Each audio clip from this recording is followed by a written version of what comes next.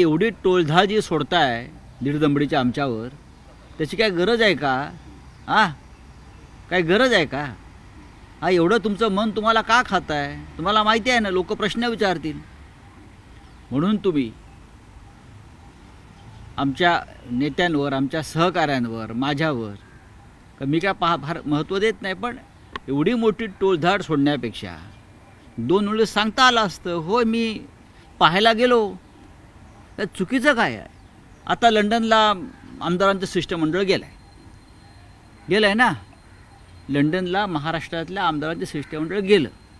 आता आमदारांना वाटलं अशा प्रकारच्या एखाद्या जागेचा अभ्यास करावा, गेले. त्यात काय चुकीचं आहे?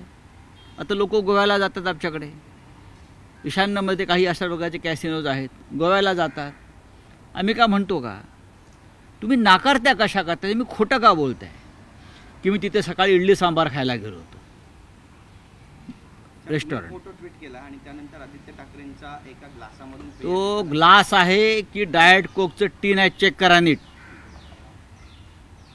बरं का. असे मोदींचे किती फोटो दाखवू? मोदी जे पितात तेच आदित्य ठाकरे पित होते, तोच ब्रँड आहे. बोललो ना काल. डाएट कोकचा स्पष्ट दिसतंय, तो डाएट कोक आहे. 4 चौघात बसून ते डाएट कोक उभ्यानं पितायत, हे दिसतंय ना. पण एवढे घाबरले हे लोक की त्यांना भान नाही की आपण आदित्य ठाकरेंचा कोणता फोटो ट्विट करतोय, सांगतोय. इतका डरपोक पक्ष, हातामध्ये ईडी आणि CBI आहे, म्हणून यांना फक्त यांच्यातली मर्दानगी जागी होते. या 2 एजन्सी आणि पोलीस यांच्या हातात नसतील ना, तर यांच्यासारखे डरपोक लोक नाहीत. मी आत्ता सांगतो. आणि मला धमक्या देत आहेत.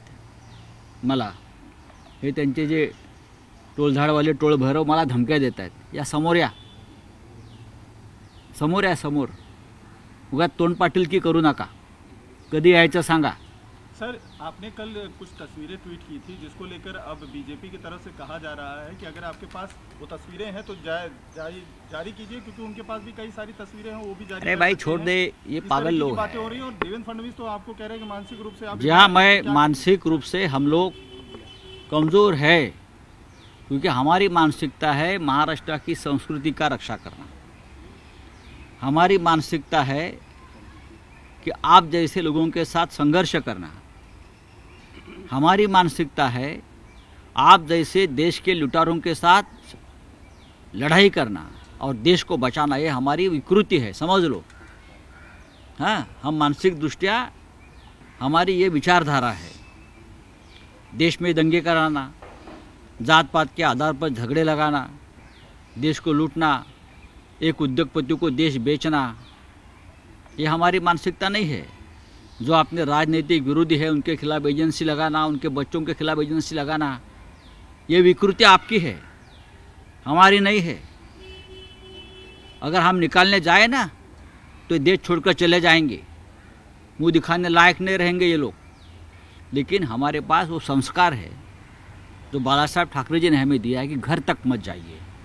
लेकिन उनकी मानसिक कमजोरी ऐसी है कि अपने राजनीतिक विरोधियों के बच्चे बीबी घर तक पहुंचते हैं और अपनी राजनीति करते हैं एजेंसी को. आपकी तस्वीर जारी करने का मकसद क्या था सर? तो फिर आप बताना क्या चाह रहे थे, दिखाना क्या चाह रहे थे? सवाल उस पे नहीं, ये भारतीय जुगार पार्टी है.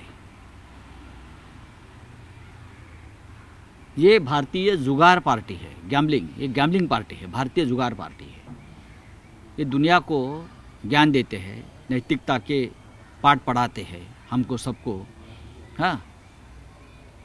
विरोधियों के घर में एजेंसीज भेजते हैं नैतिकता के आधार पर. आप जैसी भ्रष्ट पार्टी देश में नहीं है. आप यहाँ एक करते हैं, बाहर जाकर दूसरी बात करते हो. आप डराते हो, धमकाते हो एजेंसी की ताकत के ऊपर. हिम्मत है तो सामने आइए.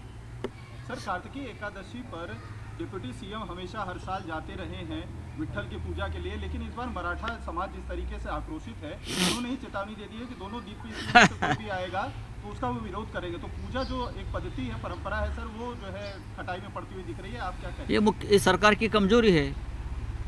अगर सरकार इस राज्य के जो प्रमुख भगवान है कुलदेवत है उनकी पूजा नहीं कर सकते तो उनकी ये कमजोरी है। बैठकर बात करनी चाहिए, जाना चाहिए, पूजा करनी चाहिए। आप हिंदुत्ववादी है ना, अपने आप को हिंदुत्ववादी मानते हो ना, तो आप हमारी राज्य की कुलदेवता को आप कार्तिक एकादशी को पूजा के बिना कैसे छोड़ सकते हो? सर जरांगे पाटिल आज एनसीपी का जो इलेक्शन कमीशन में मामला चल रहा है, कल ये कहा गया कि फॉल्स डॉक्यूमेंट सबमिट किए हैं अजीत पवार ग्रुप की तरफ से, तो उनके ऊपर क्रिमिनल कंप्लेंट हो सकती है, लेकिन इलेक्शन कमीशन नहीं कर रहा। इलेक्शन कमीशन कुछ नहीं करेगा, ना इलेक्शन कमीशन करेगा, ना राज्यपाल करेगा, ना विधानसभा के स्पीकर करेगा। मैंने पहले भी कहा है, ये भारतीय जनता पार्टी के आज जो दिल्ली में सत्ताधारी बैठे हैं उनके तोते हैं सब। इलेक्शन कमीशन, राज्यपाल, सभी को एक स्वाभिमान की जो रीढ़ की हड्डी चाहिए वो नहीं है। जब मैं ये आज के इलेक्शन कमीशन को देखता हूँ तो मुझे शेषन साहब की याद आती है। शेषन साहब ने जो एक रीढ़ की हड्डी दी थी इस इलेक्शन कमीशन को, वो अब नहीं है। तो ये तो जब ऊपर से आदेश आएगा उस आदेश के मुताबिक ये इलेक्शन कमीशन काम करेगा। शिवसेना के बारे में यही हुआ, अब एनसीपी के बारे में भी ये हो सकता है। आजपासून आमदार अपात्रतेवर सुनावणी आहे। राहुल नार्वेकर म्हणतात की योग्य तो निर्णय दिला जाईल। योग्य म्हणजे काय असतं? वकील आहेत ते। योग्य म्हणजे काय असतं? इतका वेळ, 1 वर्ष, 1.25 वर्ष योग्य निर्णय घ्यायला लावतात विधानसभेचे अध्यक्ष, ज्याला आम्ही ट्रायब्युनल म्हणतो। ट्रायब्युनल तुम्हाला निर्णय घ्यायचा आहे, तुम्हाला एक घटनाबाह्य सरकार या राज्यावर राज्य करताय आणि तुम्ही घटनात्मक पदावर बसलेला आहात। हां, घटनाबाह्य सरकार म्हणजे चोर लफंग्यांचं सरकार, लक्षात घ्या। तुम्ही चोर लफंग्यांना समर्थन देत आहे, त्यांना संरक्षण देत आहे। अशा व्यक्तीने घटनात्मक पदावर बसणं हा देशाच्या घटनेचा अपमान आहे। मग ते इलेक्शन कमिशन असेल, विधानसभा असेल, राज्यसभा असेल, लोकसभा असेल, अशा घटनात्मक पदावर ज्याला घटनेची चाड नाही त्यांना बसू नये। मल्लिकार्जुन खड़गे ने वर्बली अब्यूज किया है, ऐसा कहा जा रहा है। किसको? मल्लिकार्जुन खड़गे ने वर्बली अब्यूज किया है पीएम मोदी के फादर को, और मोदी ने इसके ऊपर रिप्लाई किया है कि ऐसे तो नहीं थे खड़गे जी आप, क्या हुआ आपको? मुझे मालूम नहीं। देखिए, खड़गे साहब जवाब देने के लिए बहुत समर्थ व्यक्ति है।